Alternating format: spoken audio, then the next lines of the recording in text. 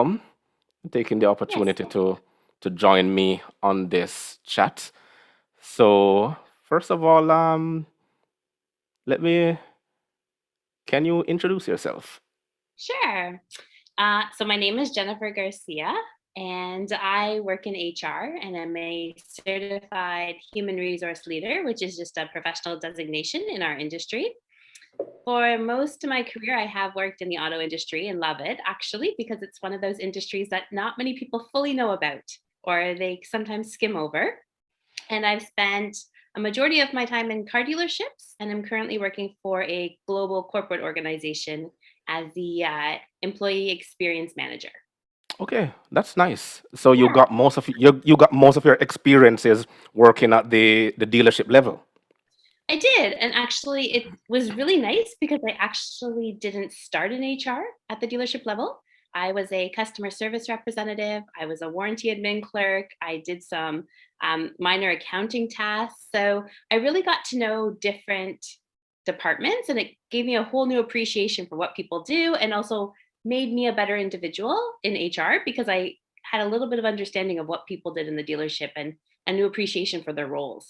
Oh yes, yes, definitely. Because one of the one of the mantra I grew up understanding while working in a dealership, based on my experiences, was respect for people. Because people are used at all times as a strategic part of growing the business and operating the dealership all on a regular basis. Meaning, like you have to use people in order to make a strategic move in elevating yourself and getting them to understand, getting the various competencies, getting their various competencies as well.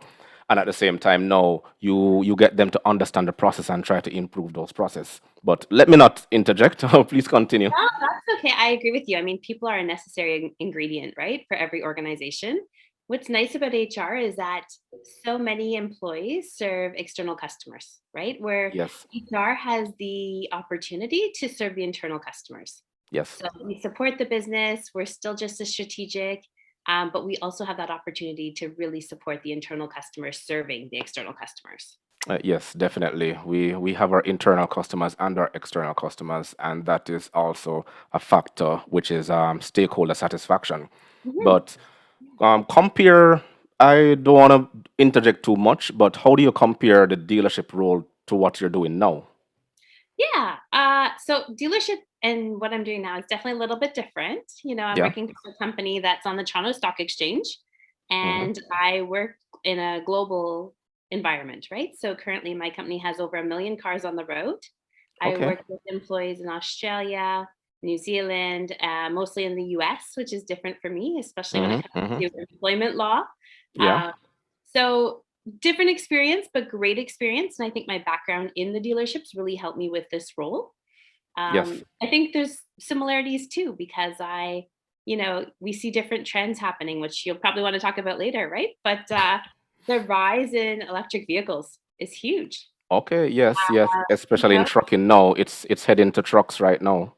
Right. And not just that, but also the service requirements, no matter if you're in a corporate company with cars on the road or in a dealership. I mean, people need service, right? Cars are Yes. being built better, but they still Yes. need maintenance and preventative maintenance. So, Yes. yeah, so some differences, but some similarities for sure. Yes, because the auto industry, it keeps the economy moving, believe it or not. And a lot of people take it for granted, not knowing the intricacies that are involved Yeah. in the day-to-day activities, whether you're in fleet management or you're at the dealership level. It goes both ways. But let me go a little bit more into your experiences because I mean it sounds Yeah. so fun. How, based on where you were, how has operations changed since you last started out at that level? Yeah. So, oh my goodness. I think two things have changed: the auto industry, first of all, and Yes. HR and how they align.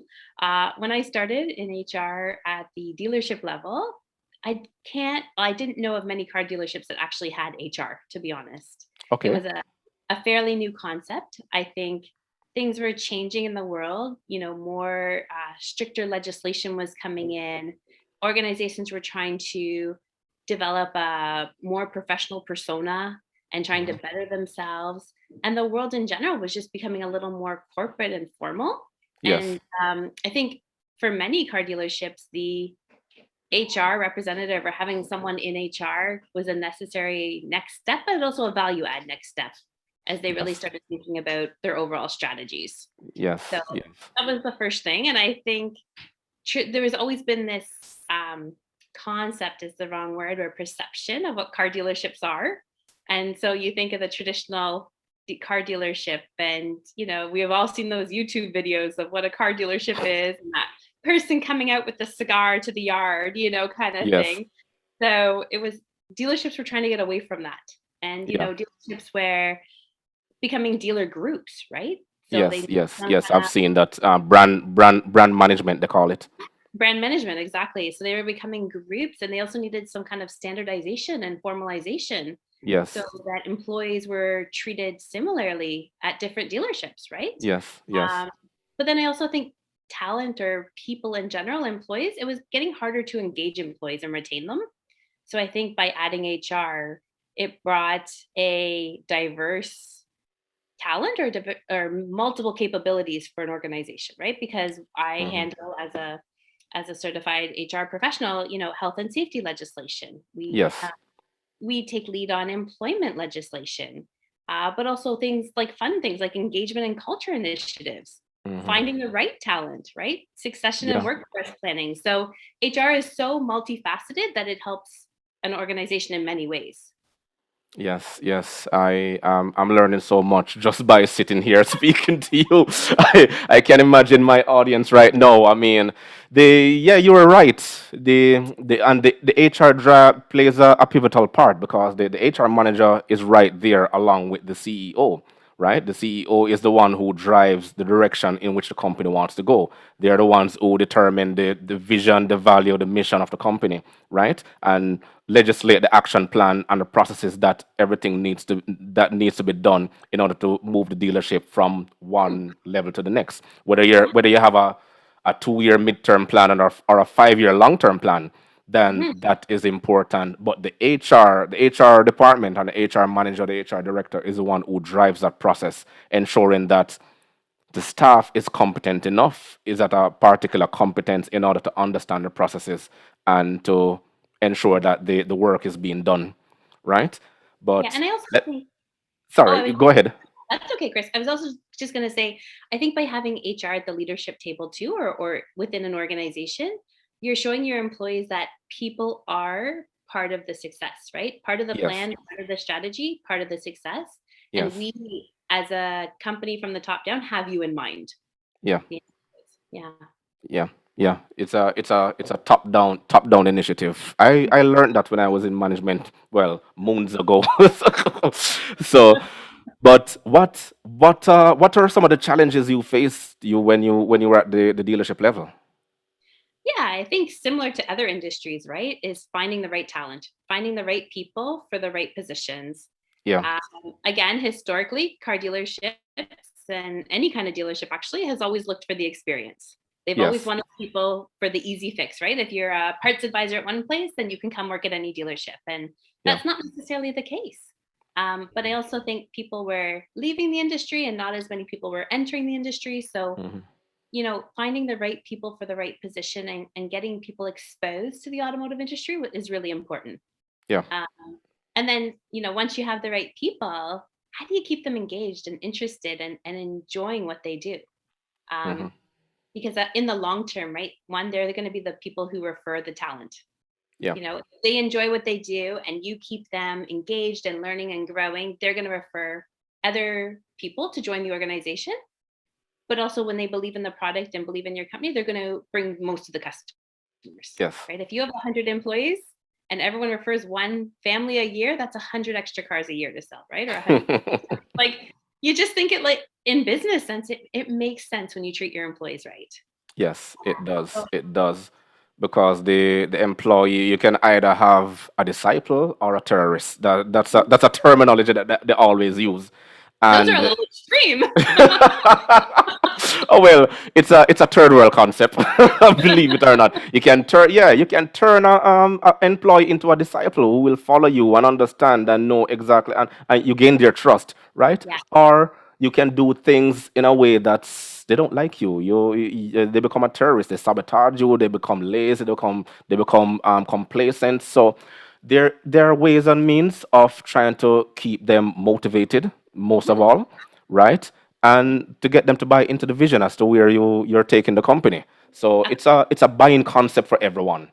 Yeah, and trust is huge, as you said, right? Yeah, I think there's no engaged employee or no engaged individual if there's no trust in the organization. exactly, You exactly. believe in their products, you believe in the vision of the company and what they do, but you have to have that trust that you're part of that plan. Yes, yes, it boils all the way down to communication. It has to be clear. It has to be concise, Yeah. right? But let me keep picking your brain because as long as I have you here, Yeah. the other question I want to present, what are, based on your experiences, what are some of the recommendations and suggestions you would have for dealerships now that you're on the outside looking in, but Yeah. it's not much different from what you're doing now, but I suspect that with all the experiences you have attained, and you have traveled, you have seen other dealerships outside of our hemisphere, how they operate. And I suspect that you'll actually have like best practices and the way how we do things, and you try to customize the various concept, what works there, and formulate it based on our legislation here. As you know, legislation changes from country to country, right? You don't want to bring something from another region and it doesn't apply to our laws here. So everything is protected, right? Workers have rights. But let me go back to the original question. I'm rambling all the way. What are some of the recommendations you would Yeah, have? for Yeah. sure. I mean, again, I think many things apply to many industries, but specifically with the automotive, I mean, business is a disruptive world, right? Things Right. change so quickly, so drastically. We've Yeah. seen that with COVID. I mean, wow. Whoever thought we were going to go through a pandemic, honestly? Right. I'm traveling the US one weekend. I'm supposed to go to California for a conference the next. Next thing you know, everything's shut down. Like it's just incredible. So I think COVID was a great learning for many organizations. Hmm. Um, and our recommendation is keep learning, right? Yeah. Because if you're stagnant and you think something's working, and if you don't think outside the box and how to continuously improve it, your Hmm. company isn't going to succeed, right? Yeah. So I think can have that continuous learning atmosphere or culture, and allow openness. So if someone has a suggestion or feedback, listen to it, right? It may not be feasible, it may not be great, Yeah. but if you don't listen, then some of the best solutions and ideas, especially from employees, aren't going to be heard. So Yes. Yes. I would say some recommendations or suggestions I have is, make sure that profits and your business strategy and vision plus customers plus employees is really what I feel are the necessary ingredients for success. Yes. Um, Definitely. those Definitely. are- Especially at the dealership level. yeah, when one of You, those you is missing, yeah. I just don't think you can have a full or success in general. Yeah. Right, right, right. Because it's as it's if you're not growing, you're dying. That's basically what it boils down to, Yeah. right? So I would And you can't remain stagnant. You have to be continuously improving the way you do things and the way you operate. But you mentioned COVID just now, and it has opened the eyes into way how businesses businesses are strategically finding innovative ways to Mhm. operate and get around. But outside of COVID, if COVID never happened, how would we prepare for ever changing market? What would be your suggestions? Yeah, I think consider all those ingredients, right? You need a strong leader or CEO that has a vision, but keeps all those necessary ingredients in mind: customers, employees, and the bottom line, right? The stakeholders, the bottom line, the shareholders. Yeah, I think if you don't have avenues in place already, make sure there's avenues in place to have employee feedback. Um, right. the suggestion box is great, but really in a digital world, how many people use it? Let's be honest. Right? Yes, yes, yes. Is there a way to text things in? Is it through team meetings, right? Like if someone's giving a suggestion at a team meeting, which most companies or departments should have on a regular basis. Yes, yes, So we yes. found one time, what are we doing with that information? How is it going to the top? How is it Hmm. being shared? How is it even being considered? So Yeah, if there's not avenues in place, I think that's really important so that employees can provide feedback. And yeah. not just to their direct supervisor, but I also think to the top, right? Hmm. Sometimes leadership can be great at the top, but if they lose sight or, communication is changing as it goes up the ladder, Yeah. I think true great ideas are sometimes missed. Yes, that is so true.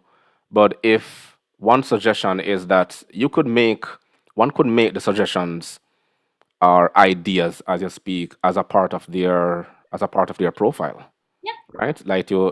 You recommend you request that they give us ideas. They submit ideas on a regular basis, at least two or three per month, right? And then you look at the best one to see what fits, what will work, what will not work at the same time. But what is your emphasis on training? Yeah, so training is huge. I think every organization, but car dealerships especially, because I think we lag a little bit in the industry, is that Uh-huh. you have to find that balance of subject matter experts versus new individuals coming in. Yes.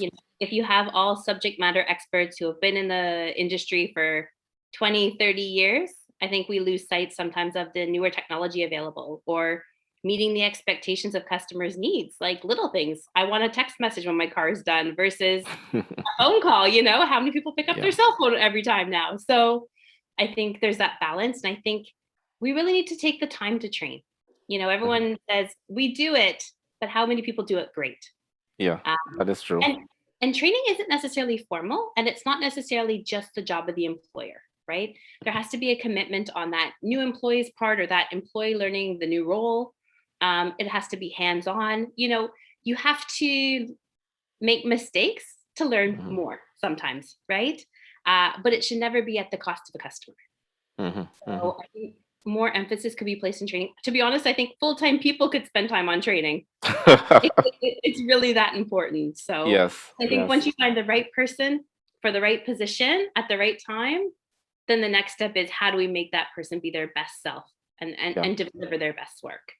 And then on top of that, how do you keep them engaged, right? How Yes. do you keep them interested? And often when we talk about engagement and growth, people think, oh, promotion, oh, money. Yeah. And it's not necessarily that always. It could be a special ad hoc project. It could Hmm. be being participating in a continuous improvement group. Hmm. It could Hmm. be becoming a mentor or a subject matter expert to others. So Yes. I think we need to get away from this perception of growth is just promotion Yeah. because as you go up an organization, there's fewer positions, right? Yes. So maybe Yes. 37% That is growth so to five true. managers. Yeah. So we need to get away from that, but still keep people engaged as we know that if individuals aren't interested in the work they do or believe in the product and they're not seeing growth opportunities, then we know that they change approximately every 2 years, Yeah. sometimes less. Yeah. Yeah. Yeah.